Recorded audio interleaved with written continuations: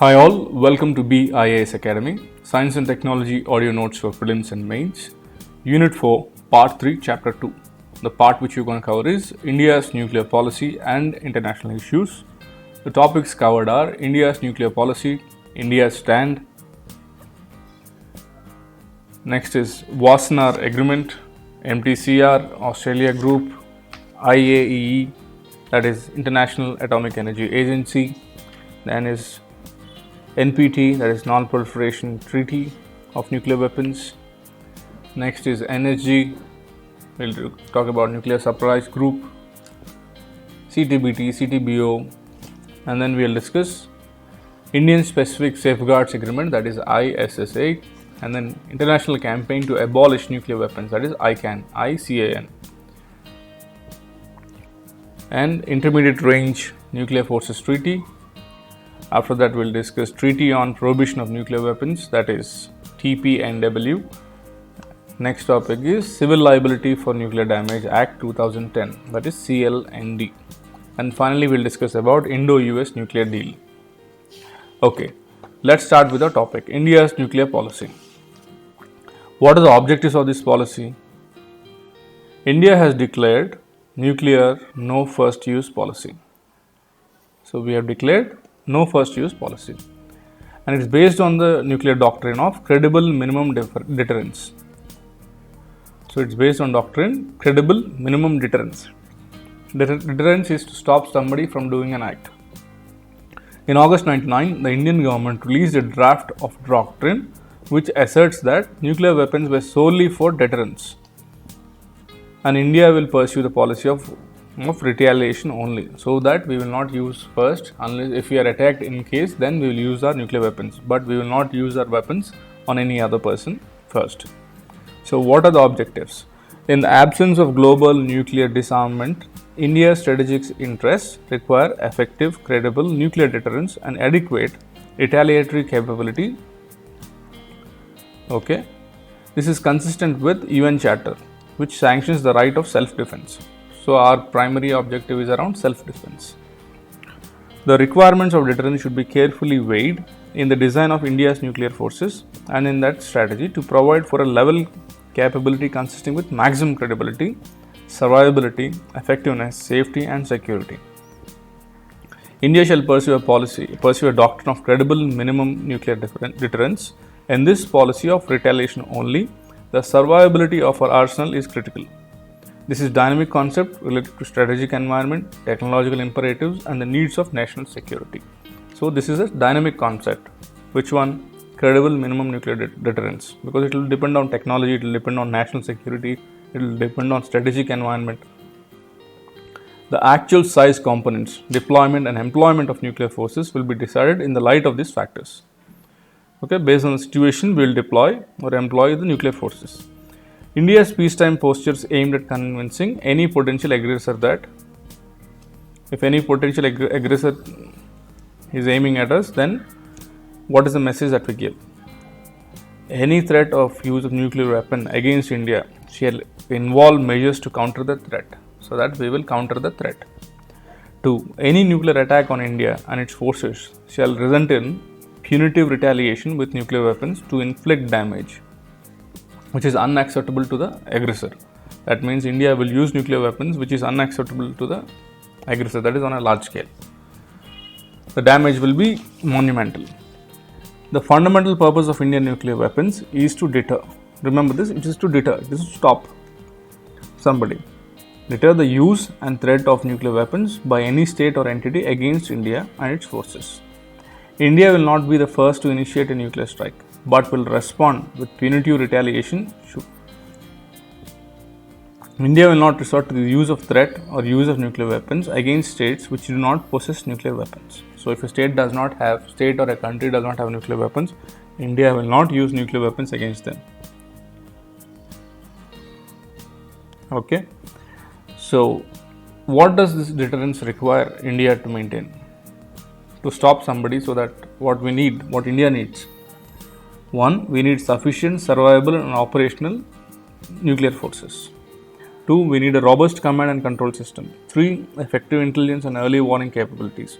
4. Comprehensive planning and training for operations in line of strategy. 5. The will to employ nuclear forces and weapons. These all 5 are required to maintain the deterrence. Highly effective conventional military capability shall be maintained to raise threshold of outbreak both of conventional military conflict as well as the threat or use of nuclear weapons. India's Strategic Nuclear Command, which is formally established in 2003, India's Strategic Nuclear Command, which is formally established in 2003, is the custodian of India's nuclear weapons, missiles, and other assets. It is also responsible for executing all aspects of India's nuclear policy. India's Strategic Nuclear Command. However, civil leadership in the form of CCS, that is Cabinet Committee on Security, is the only body authorized to order nuclear strike against another offending strike. Which one is authorized to strike? CCS, that is Cabinet Committee on Security. Despite the escalation of tensions between India and Pakistan in 2001-2, India remained committed to its nuclear no first use policy. Okay. India's nuclear policy evolved gradually rather than dramatically. Indian leaders and political and administrative system were cautious because it is risk averse, and they are risk averse. The conduction of research on nuclear tests catches the eyes of many other nuclear power states as it involves the development of weapons of mass destruction. India's nuclear policies have been very calculative and based on Gandhian principles. But on the other hand, India also refused to submit to powers or rejected the treaties where it felt that proper power are not disturbed and discrimination has not been done. Therefore, India has refused to sign Nuclear Non-Proliferation Treaty and Comprehensive Test Ban Treaty in spite of enormous pressures and manipulations. So, you might, for your prelims, they might ask, is India a signatory of Comprehensive Test Ban Treaty or Nuclear Proliferation Treaty? Nuclear Non-Proliferation Treaty. So, India did not sign any of them in spite of pressure and manipulations. India, however, has the right to security from nuclear blackmail, and for which it produced the nuclear weapons. India demonstrated its capacity for nuclear restraint and its responsibility. India wishes to play a constructive part in non-proliferation area. India is building wide network of strategic relationships with major powers. India is also preparing the foundations of a large nuclear energy infrastructure. It is confident of being able to play a role to commensurate with the size and potential as an emerging major power. India's nuclear capability is in fact a reality, as shown by the Indo-US nuclear deal. The measured and a mature response of Japan on the reality of what India signifies is a reassurance to the Indian people. There is confidence within India that its nuclear capability will remain a source of security, a source of stability in both regional and global contexts. The former National Security Advisor Shiv Shankar Menon signaled a shift from no first use to no first use against non-nuclear weapon states. In his speech, it was said in his speech. Even the Defense Ministry in 2019 stated that India can alter its no first use policy. Okay. In 2013, Shyam Sharan, the convener of National Security Advisory Board, affirmed that regardless of the size of a nuclear attack against India, be it a miniaturized version or a big missile, India will retaliate massively to inflict unacceptable damage. So this is the policy of our country. Now let's look at India's stand on various international agreements related to nuclear and other related areas. India's primary objective is to achieve economical, political, social, scientific and technological development within peaceful and democratic framework. This requires an environment of durable peace and insurance against potential risk. To develop economically, politically, socially, we need peace and safety and stability as well. It will be India's endeavor to proceed towards the overall objective in cooperation with global democratic trends and to play a constructive role in advancing the international system towards a peaceful and equitable order. India is a member of 3 multilateral export control regimes, which include MTCR, Wassenaar Agreement and Australia Group. I will repeat, India is a member of 3 multilateral export control regimes. export control regimes which are multilateral. So India is a member of 3 multilateral export control regimes. What are these 3 multilateral export control regimes? 1. Missile Technology Control Regime, that is MTCR. 2. Wassenaar Arrangement. 3. Australia Group. Why I am repeating is it is important for your prelims and your interview, and you can quote in your mains. So what are these 3? Missile Technology Control Regime, that is MTCR. The second one is Wassenaar Arrangement. 3 is Australia Group. What are these 3? These 3 are multilateral export control regimes which India is a member. Okay. India has signed and ratified the Biological Weapons Convention and Chemical Weapons Convention. I repeat, India has signed Biological Weapons Convention and Chemical Weapons Convention. India is also subscribing state to Hague Code of Conduct. HAGUE, Hague Code of Conduct.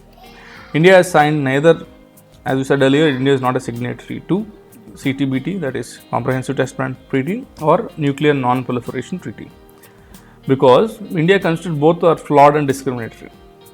India previously processed chemical weapons but voluntarily destroyed its entire stockpile. So we have destroyed all our chemical weapons in 2009, by which India became the only country to meet OPCW deadline. India still maintains no first use nuclear policy and has developed a nuclear triad capability as a part of its minimum credible deterrence doctrine. Okay. Right. Now let's go to the next topic, that is Wassenaar Arrangement. What are the objectives of it, and we'll see how that is implemented. Or Wassenaar Arrangement, or WA. I'll spell the spelling for you. Wassenaar, WASSENAAR, an arrangement. It's an international arrangement established in order to contribute to regional and international security and stability. This arrangement is made to contribute to regional and international security and stability. So mainly it focuses on security and stability. The name comes from Wassenaar. It is a small suburb in Hague. Where is Hague? In Netherlands. So there is a place in Netherlands. That place is called Hague. In Hague, there is a small suburb, that is Wassenaar. Okay. This agreement was reached in 1995 to start a new type of multilateral cooperation. The Wassenaar Arrangement became operational in 1996 after the adoption of initial elements at July 1996 plenary. The Wassenaar Arrangement is presently composed of 42 countries. All decisions are taken by consensus and deliberations. The main objective of this Wassenaar Arrangement is, earlier that the broad objective is to provide regional and international security and stability, but what we'll see the main 3 objectives. The first main one was international security, regional and international security and stability. The second one was promote transparency and greater responsibility in transfer of conventional arms and dual-use goods and technologies. Second objective is to promote transparency and greater responsibility in what? In transfer of conventional arms and dual-use goods and technologies. Third objective of Wassenaar Arrangement is it complements and reinforces the export control regimes for weapons of mass destruction and their delivery systems. I will repeat. Third objective of Wassenaar Arrangement is it complements and reinforces the export control regimes for weapons of mass destruction and their delivery systems. This arrangement is not directed against any state or a group of states and uses export controls as a means to combat terrorism. So, how do this arrangement combat terrorism? By controlling the exports. The export controls are implemented by each individual Wassenaar Arrangement participating state. Okay. Now let's go to the next topic. What is MTCR, or Missile Technology Control Regime? It's an informal political understanding amongst the countries that seek to limit the proliferation of missiles and missile technology. The countries which want to stop the proliferation of missiles and missile technology have an informal political understanding, that is Missile Technology Control Regime or MTCR. The regime was formed in 1987 by G7 industrialized countries like Canada, France, Germany, Italy, Japan, UK and US. There are currently 35 countries that are members, including India is also a member. India joined MTCR in 2016. We have joined them recently in 2016. This was initiated by like-minded countries to address the increasing proliferation of nuclear weapons by addressing the most destabilizing delivery system for such nuclear weapons. In 1992, the MTCR original focus on missiles for nuclear weapons delivery was extended to focus on proliferations of missiles for delivery of all types of weapons of mass destruction. What are the weapons of mass destruction? It could be nuclear, it could be chemical, it could be biological weapons. Such proliferation has been identified as a threat to international peace and security. So why do they want to stop it? Because it is a threat to peace and security. One way is to conquer this threat is to maintain vigilance over the transfer of missile equipment, transfer of missile material and related technologies usable for systems capable of delivering weapons of mass destruction. So what is the one way to control it? By keeping a vigilance on transfer of this equipment or materials which are capable of delivering weapons of mass destruction. The MTCR is not a treaty and does not impose any legally binding obligations on partners or members. Rather, it is an informal political understanding among the states that seek to limit the proliferations of missiles and missile technology. The main objective is to limit the risks of proliferation of weapons of mass destruction by controlling the exports of goods and technologies that could make a contribution to delivery systems. Okay.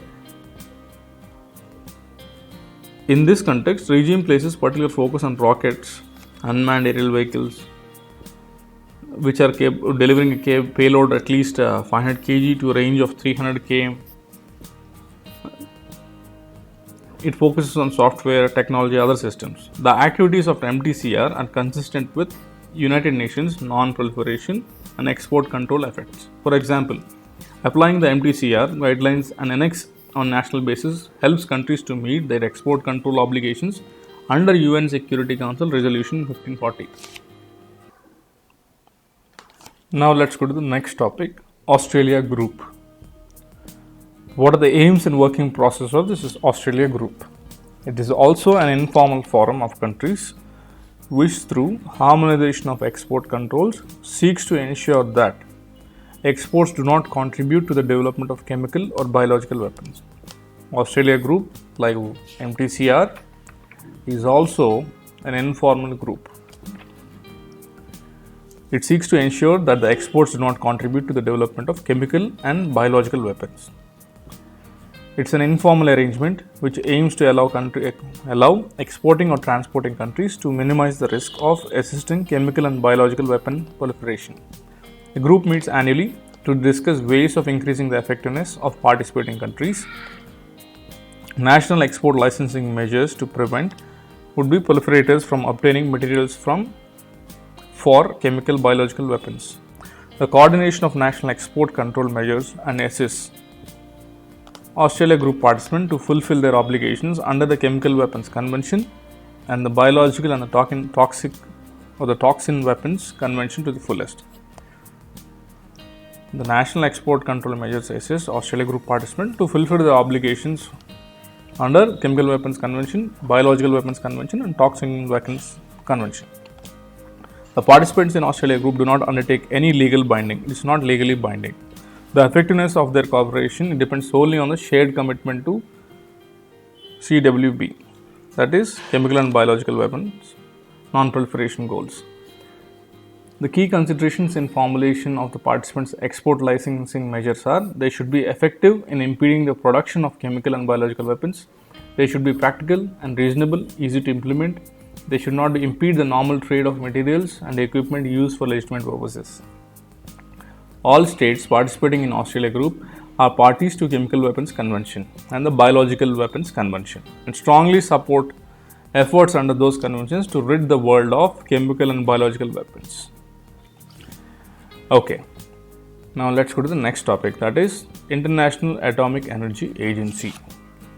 International Atomic Energy Agency is an international organization that aims to promote the peaceful use of nuclear energy and to prevent its use for any military purposes, including the making and using of nuclear weapons. I'll repeat because it's important. International Atomic Energy Agency, in short IAEA, is an international organization. What's it aim? It aims to promote the peaceful use of nuclear energy and to prevent its use for any military purposes, including the making of nuclear weapons. So when was it established? It was established in 29 July 1957, exactly 10 years from our independence, in the year 1957. It is an autonomous organization. Even though established independent of the United Nations through its own international treaty, the IAEA statute, the IAEA reports both to United Nations General Assembly and Security Council. Where is the headquarters? Headquarters is at Vienna, Austria.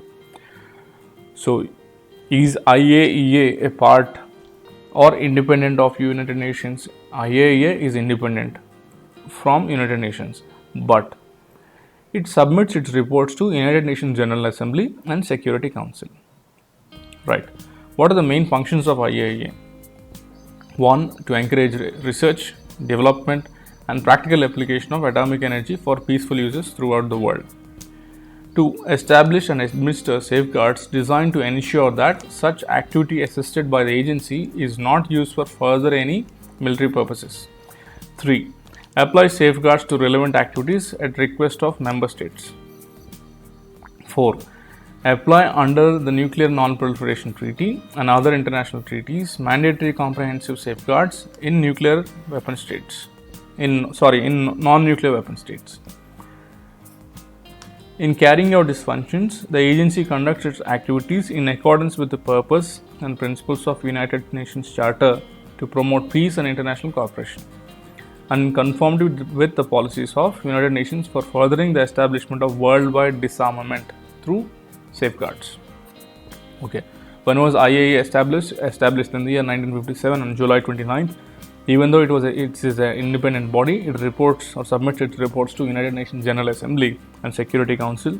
Headquarters in Vienna, Austria. The main aim is to promote peaceful use of nuclear energy and to prevent use of any military purposes. Okay, it applies the safeguards to all relevant activities at the request of member states.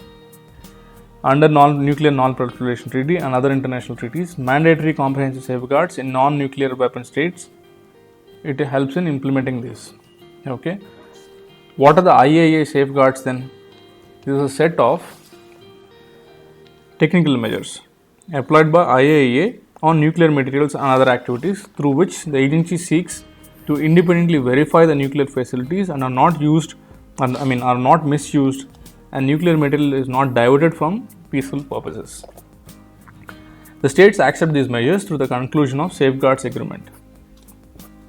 What are the IAEA safeguards? That is International Atomic Energy Safeguards. These International Atomic Energy Safeguards are technical measures applied by IAEA on nuclear material and other nuclear material activities through which the agency seeks to independently verify the nuclear facilities. So they come and they visit the nuclear facilities and they verify it to check whether this technology is not misused or nuclear material is not diverted from peaceful purposes to other military or other purposes. The objective of the IAEA safeguards is to deter the spread of nuclear weapons by early detection of missile and nuclear material or technology. This provides credible assurances that the states are not honoring their legal obligations, that nuclear material is being used only for peaceful purposes. So IAEA checks that the nuclear material is only being used for peaceful purposes. IAEA safeguards are essential component of the international security system. The Treaty on Non-Proliferation of Nuclear Weapons is a centerpiece of the global efforts to prevent the further spread of nuclear weapons. Under the treaty, Article 3, each non-nuclear weapon state is required to conclude a safeguards agreement with IAEA. Under Article 3 of the treaty, which treaty? NPT, Non-Proliferation Treaty. Each nuclear weapon state is required to conclude safeguards agreement. What are the safeguards? Safeguards are technical measures where IAEA checks or verifies independently so that the nuclear material or the technology is not misused, and the material from the peaceful should be used only for peaceful uses. Right. Okay, let's talk about the next topic, that is Treaty on Non-Proliferation of Nuclear Weapons, or NPT. The Non-Proliferation of Nuclear Weapons is a landmark international treaty whose objective is to prevent the spread of nuclear weapons and the weapons of technology, and to promote cooperation in the peaceful uses of nuclear energy, and to further the goal of achieving nuclear disarmament and general and complete disarmament. Disarmament is reducing the number of arms or foregoing the existing arms. The NPT is a landmark international treaty with the objective to prevent the spread of nuclear weapons and the weapons of nuclear technology, and to promote cooperation in the peaceful uses of nuclear energy, and to further the goal of achieving nuclear disarmament and complete disarmament. Okay, that is the aim. The treaty represents the only binding commitment in the multilateral treaty to the goal of disarmament by nuclear weapon states. Opened for signature in 1968, the treaty entered into force in 1970. On May 11, 1995, the treaty was extended indefinitely. A total of 191 states have joined the treaty, including 5 nuclear weapon states. How many states have joined? A total of 191, which also include the 5 nuclear weapon states. What is the status of this treaty? Which treaty? NPT treaty. To further the goal of non-proliferation and as a confidence building measure between state parties, the treaty establishes a safeguard system under the responsibility of International Atomic Energy Agency. Earlier we have seen the safeguards of International Atomic Energy, which are technical measures. The safeguards are used to verify compliance with the treaty through inspections conducted by IAEA. The treaty promotes cooperation in the field of peaceful nuclear technology and equal access to this technology for all state parties, while safeguards preventing the diversion of fissile material from weapons use. The provisions of the treaty, particularly Article 8, Paragraph 3, envisages a review of operation of the treaty every 5 years, a provision which was reaffirmed by the state parties at the 1995 NPT Review and Extension Conference. In 2015 Review Conference, the parties of the Treaty on Non-Proliferation of Nuclear Weapons ended without the adoption of a consensus with a substantial outcome. The preparatory process for 2020 review is currently underway. So we might have a conference this year in 2020, maybe next year, because of the corona crisis. Okay, now let's look at CTBT and CTBO. What is CTBT? Comprehensive Nuclear Test Ban Treaty. What is this? This is a treaty banning all nuclear explosions everywhere by everyone. So it bans all nuclear explosions by everyone and everywhere. The treaty was negotiated at the Conference of Disarmament in Geneva and adopted by United Nations General Assembly. It was opened for signature on 24th September 1996. Since then, the treaty has reached near universality. 182 countries have signed the treaty. The last country to do was Trinidad and Tobago in 2009, which also ratified the treaty on 2010. 154 countries have ratified the treaty. Recently, Ghana joined in 2011. Okay, how many countries have ratified NPT? 191 countries. How many countries ratified CTBT? 154 countries. The CTBT is the last barrier on the way to develop nuclear weapons. It curbs the development of nuclear weapons and the improvement of existing nuclear weapon designs. It curbs both development of new and improvement of existing designs. When the treaty enters into force, it provides a legally binding norm against nuclear testing. It is legally binding, important, remember. It legally binds the testing of the nuclear testing. Treaty also helps prevent human suffering and environmental damages caused by nuclear testing. The Preparatory Commission for Comprehensive Nuclear Test Ban Treaty Organization is an international organization established by the state signatories to the treaty on 19 November 1996, headquarters in Vienna, Austria. The objective of What this treaty, which treaty I'm talking about? Comprehensive Nuclear Test Ban Treaty Organization, CTBO. The objective of the BTO, the objective of this organization, the CTBTO is an international organization established by the states which are signatory to the treaty. When was it started? In the year 1996. Okay, the headquarters of CTBTO is in Vienna, Australia. The objective of this organization is to achieve the object and the purpose of the treaty, to ensure the implementation of provisions including those for international verification of the compliance which are with the treaty, and to provide a forum for consultation and cooperation among member states. The Commission prepares for the entire into force of the treaty and carries out necessary preparations for effective implementation of the treaty, including the establishment of global verification regime. The Preparatory Commission consists of a plenary body composed of all state signatories and a provisional technical secretariat. This organization has a technical secretariat, acts like a technical secretariat as well. The relationship agreement between United Nations and CTBTO, that is Comprehensive Nuclear Test Ban Treaty Organization, was adopted in the year 2000 by the General Assembly as a RES 54-280. Okay.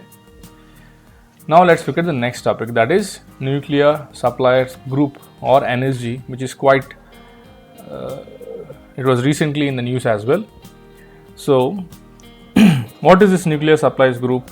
It is a group of nuclear suppliers, that is supplying countries. It's a group of supplying countries that seek to contribute to the non-proliferation of nuclear weapons through the implementation of two sets of guidelines for nuclear weapon exports and nuclear related exports.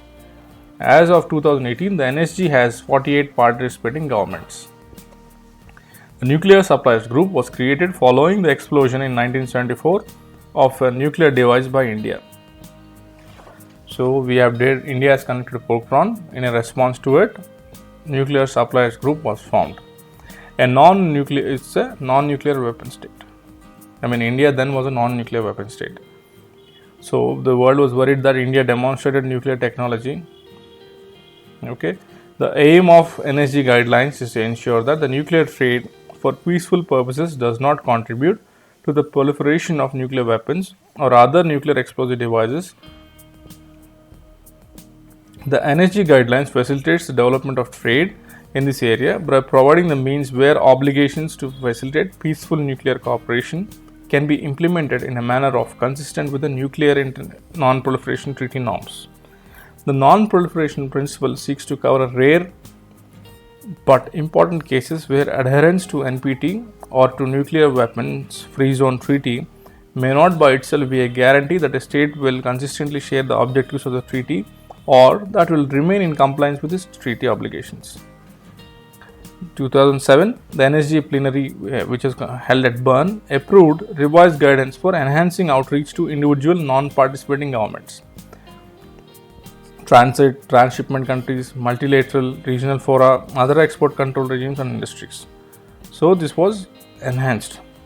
The NSG guidelines are consistent with and complement the various international legally binding instruments in the field of nuclear non-proliferation.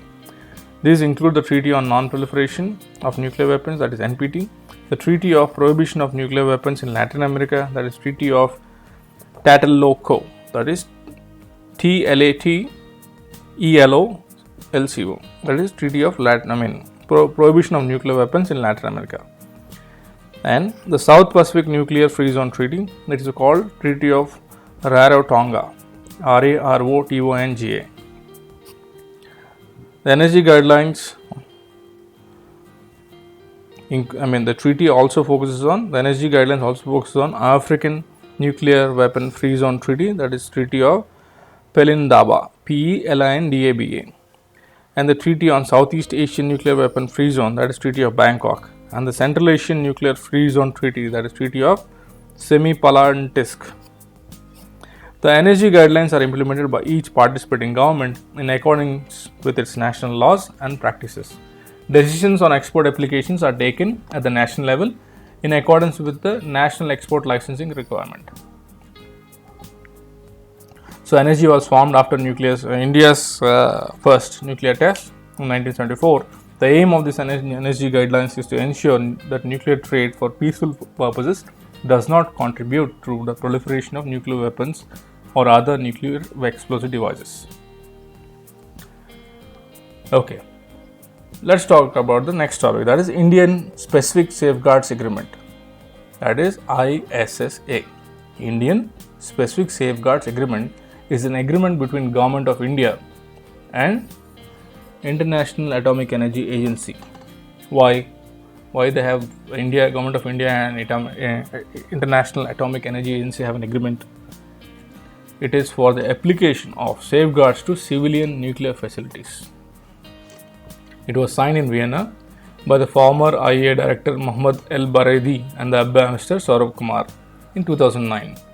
The agreement is based on IAEA's facility-specific safeguards, but contains a number of India-specific modifications that raise serious questions about the meaning and legal requirements established by the agreement, particularly as they affect its entry into force and the conditions under which safeguards may be terminated on the facilities and materials subject to agreement. Okay. The Safeguards Agreement has made some certain changes as per the discussions in consultations between two parties, the India and IAEA, and it was approved. In September 2018, India has decided to place 4 more reactors under IAEA safeguards, which one was decided in 2018. Accordingly, 2 Russian-designed pressurized light water reactors and 2 pressurized heavy water reactors being built with Indian technology will be covered under this Indian Specific Safeguards Agreement. With this, a total of 26 Indian nuclear facilities will be under the International Nuclear Energy Watchdog. Okay, what is this agreement? I'll repeat. This agreement is for the application of safeguards to civilian nuclear facilities. So the safeguards are for civilian nuclear facilities. What are civilian nuclear facilities? Mostly power plants or nuclear power plants. Okay. Now let's look at International Campaign to Abolish Nuclear Weapons, or ICAN or ICAN.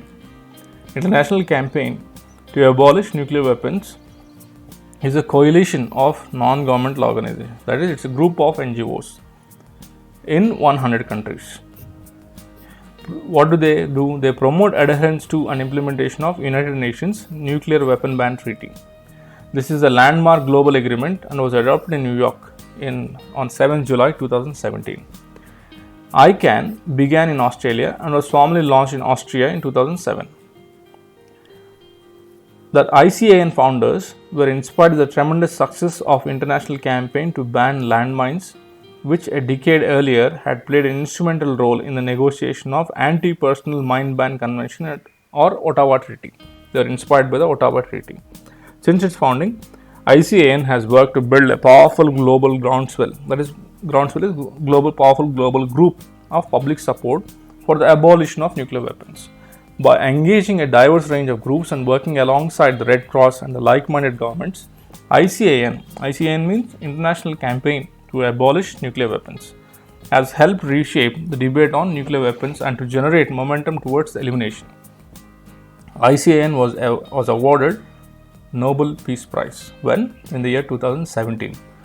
Why? For its work to draw attention to the catastrophic humanitarian consequences on any use of nuclear weapons and for groundbreaking efforts to achieve treaty-based prohibition of such weapons. So for this reason, ICAN has won Nobel Prize in the year 2017. Okay, that is about ICAN. Now let's look at Intermediate Range Nuclear Forces Treaty and Arms Control Association.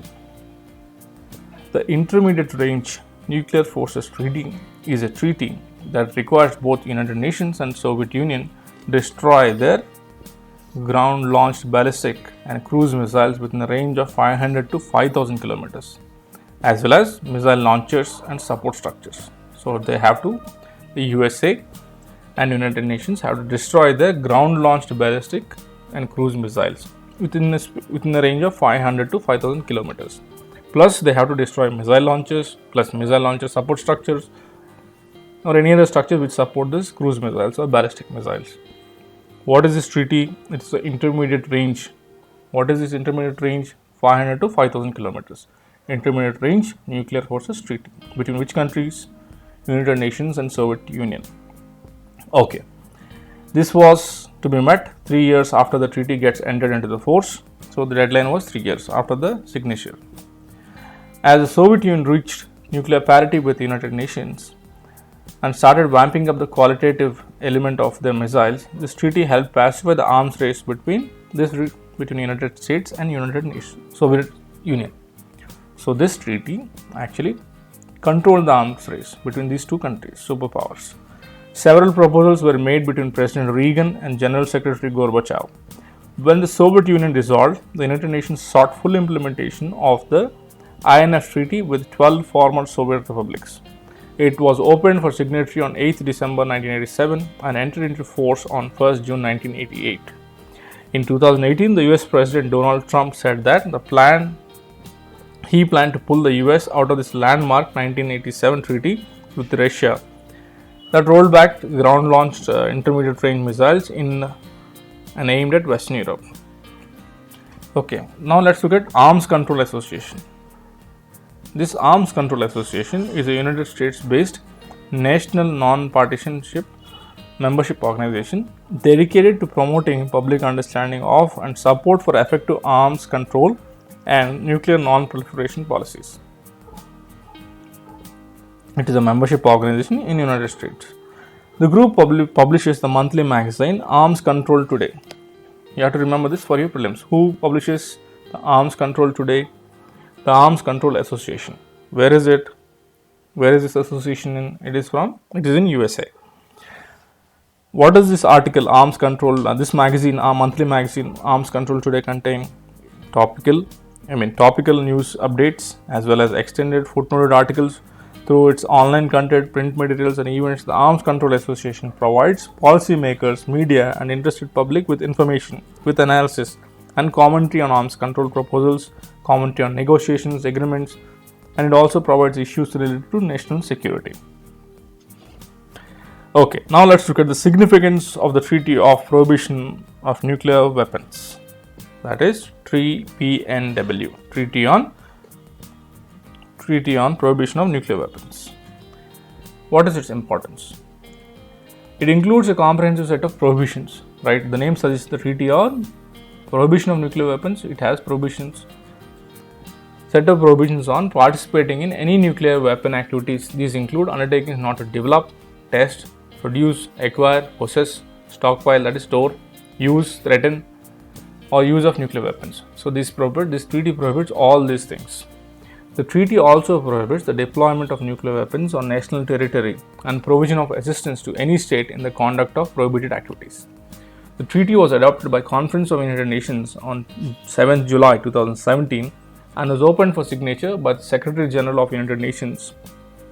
It entered into force 90 days after the ratification. State parties will be obliged to prevent and suppress any activity prohibited under the TPNW. What is this? TPNW, Treaty on Prohibition of Nuclear Weapons. The treaty also obliges state parties to provide adequate assistance to individuals affected by the use of or testing of nuclear weapons, as well as to take necessary and appropriate measures of environmental remediation in areas under its jurisdiction. In October 2018, the international campaign to abolish nuclear weapons declared that the treaty could come into force by end of 2019. Okay, now let's go to the next topic.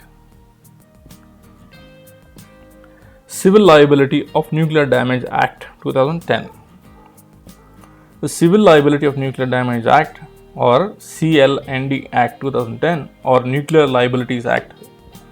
What is it? Nuclear Liabilities Act or Civil Liability for Nuclear Damages Act aims to provide a civil liability for nuclear damage. The Nuclear Liability Act aims to provide civil liability for nuclear damage and prompt compensation to the victims of nuclear incident through a non-fault liability to the operator, appointment of claims commissioner, establishment of nuclear damage claims commission, and for matters connected therefore. The Act made amendments to the Atomic Energy Act 1962. So, Nuclear Liability Act or Civil Liability for Nuclear Damage Act proposes amendments to the Atomic Energy Act 1962, allowing, what is the main amendment? It allows private investment in India's nuclear power program. That is important.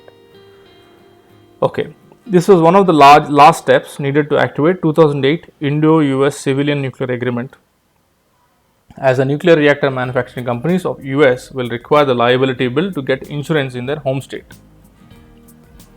The main aspects of this act are: it prescribes maximum amount of liability in respect of each nuclear incident and shall be rupee equivalent of 300 million special drawing rights. What are the main aspect of this act? This act prescribes that maximum amount of liability in respect of each nuclear incident shall be the rupee equivalent of 300 million special drawing rights. How much will be the value of the liability? 300 million special drawing rights. The special drawing rights are issued by whom? IMF, International Monetary Fund. Okay. Point number 2. The Act lays down the operator's maximum liability shall be around 1500 crores. In the case of total liability exceeds 1500 crores, the gap will be bridged by the central government.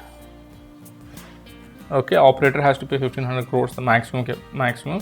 If that if the damage is more than 1500 crores, the central government will pay the rest. Third important point: beyond the operator's maximum liability and the central government's gap bridging, India will be able to access international funds under the Convention on Supplementary Compensation once it's a party to this convention. So you can access funds once you are party to this convention. Fourth important point: for damages exceeding the operator's liability, what is the operator's liability? Rupees 1500 crores. If the damages exceed those 1500 crores, and in accordance with the Section 7 of this Act, the government has initiated steps to establish Nuclear Liability Fund by charging such amount of levy from the operators in such a manner as may be prescribed. Accordingly, General Insurance Corporation of India, that is GICRE, that is it's a reinsurer, along with several other Indian insurance companies, have launched the India Nuclear Insurance Pool, that is INIP, with a capacity of 1500 crore on 12th June 2015 to provide insurance cover under this Act. This nuclear insurance pool or the Indian Nuclear Insurance Pool will address liability related concerns of suppliers under this CLND Act and will pave the way for Indian as well as foreign suppliers to participate in the nuclear power programs or the power projects. The Act is highly debated and became controversial, and the government has encountered fierce opposition when trying to push this bill through Parliament on several occasions. This is not yet passed. So I am discussing a lot of information which is, some are very important, some are not so important, but we have to have a comprehensive idea about the things happening around the nuclear policy. Okay, now let's look at the important thing, last topic, that is Indo-US nuclear deal and its outcomes of this deal. Indo-US nuclear deal was initiated in the year 2005. After nearly 30 years of US imposed sanctions since India tested its first nuclear weapon, when did we test it? 1974. What was it? Pokhran 1. Then Prime Minister in 2005, Manmohan Singh visited Washington, and in a joint statement with George Bush, India and United States agreed to enter a civil nuclear agreement. So in 2005 it was decided. Okay.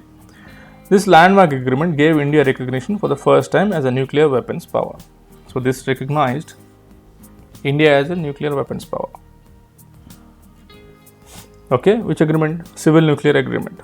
The core of this agreement was the emphasis on non-proliferation of weapons of mass destruction. Even though India did not officially join NPT, through this agreement, it was afforded the same benefits and advantages as the other leading nuclear powers like United Nations, not nation states. The three essential components of the deal were India would move to separate civilian and military nuclear facilities. So it will have a separate one. India will have separate civilian and military nuclear facilities under this deal. India's focus continued developing its nuclear facilities has to do with its increased reliance on fossil fuel to meet the energy needs, so that it should focus on the energy. Thus, civilian nuclear energy would help in the sustainable development of the India's economy. Okay, let's look at the second component of this deal. India would place these civilian nuclear facilities under the International Atomic Energy Agency (IAEA). We have discussed this. IAEA safeguards are technical measures under which the team from IAEA will visit the nuclear facility and ensure that the nuclear technology or the materials is being used for peaceful purposes only and it is not being diverted. So, okay, what the second point is, India would be placed under this IAEA safeguards. Okay. The third point under this deal, which deal? Indo-US deal. India would refrain from transfer of enrichment and reprocessing technologies to states that do not have them and supporting international efforts to limit their spread. So, India should not export or transport or give to any other country which do not have this nuclear technology. The US, for its part, would work towards full nuclear cooperation. So, in civilian space. So, US will cooperate with India in civil nuclear cooperation, not in military cooperation. It also granting waiver to India from the nuclear suppliers group, which would allow members to trade nuclear materials with India even though it was not a part of NPT. As a part of earlier sanctions, India had been isolated from NSG. India has tested its first nuclear missile in Pokhran. In 1974, nuclear suppliers group was launched to isolate India. But under this deal, Indo-US deal, India would not be isolated, which would allow members to trade nuclear materials with India as well, even though we are not a part of NPT. Despite opposition from parties in both the countries, congressional approval for the US-India agreement for the cooperation concerning peaceful uses of nuclear energy came into agreement in October 2008. Okay, in 2009, Singh and Obama issued a joint statement reaffirming that the terms of nuclear agreement emphasized their respective moratorium on nuclear testing and increasing the need to work towards global non-proliferation. The nuclear deal was once again discussed in 2014 when the Prime Minister Narendra Modi visited Washington for the first time after taking office. Finally, during Modi's 2016 visit, Obama and Modi decided upon the establishment of 6 nuclear reactors in India built by American firm Westinghouse. Additionally, Obama expressed support for India's application to enter the NSG. Thus, even though this will be the first policy decision based upon this long-standing nuclear deal, the favorable light that it shines on India-US ties truly represents the effects of this deal. The fruition of international cooperation in nuclear energy or Indo-US nuclear deal has resulted in enabling import of fuel for nuclear reactors placed under IAEA safeguards. In this regard, the government has accorded in principle approval of 5 coastal sites and designated them for locating such reactors in cooperation with Russian Federation, with France, Russia and USA. 2 projects KKNP and KKNP 5634 will be set up in technical cooperation with Russia Federation at Kudankulam, Tamil Nadu were confirmed financial sanction.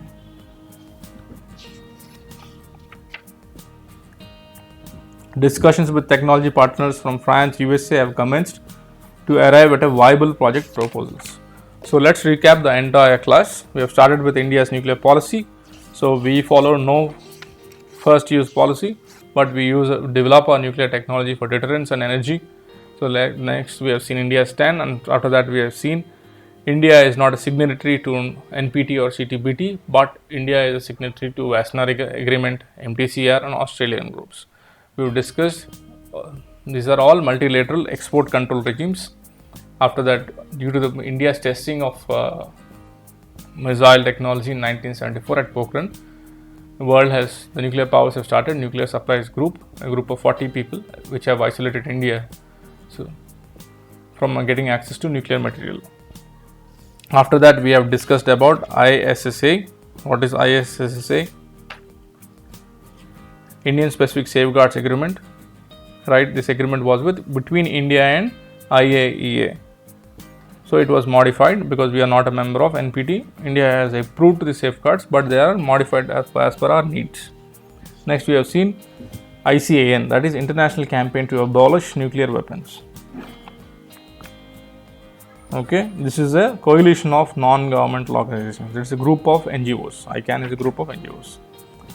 Next, we have seen Intermediate Range Nuclear Forces Treaty. It is between two countries, that is USA and Soviet Union, between a range of 500 to 5,000 kilometers.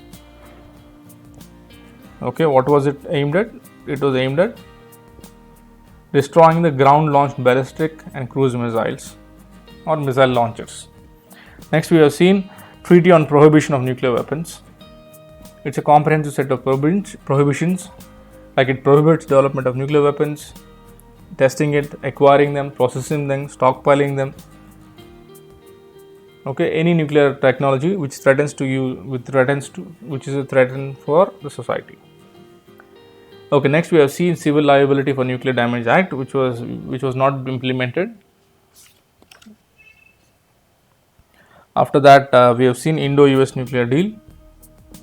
We have seen what happened in 2008, 2009 and 2014-16. Right. With this, we'll end our today's lecture. If you have any doubts or queries, if you need any help, you can mail us to biasacademy@gmail.com. Thank you for listening. Have a great day.